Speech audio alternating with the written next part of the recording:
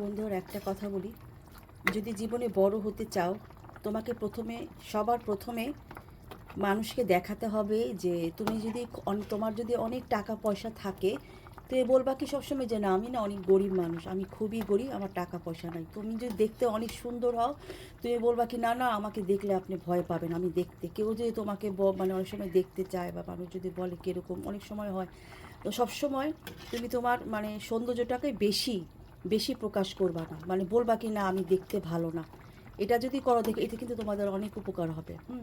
তারপরে আবার মানে তুমি যে এত পড়াশোনা করছো, মানে কি না আমি কিছুই তেমন একটা লেখাপড়া করি না, মানে এই ধরনের কথাবার্তা যদি বলো, এগুলো মানে তুমি যে অনেক বেশি পড়াশোনা করছো, তুমি যে দেখতে বেশি সুন্দর, তোমার শিক্ষাগত যোগ্যতা বেশি, তুমি ভালো, এবং তুমি যে এই তো করি একটা কিছু আর কি।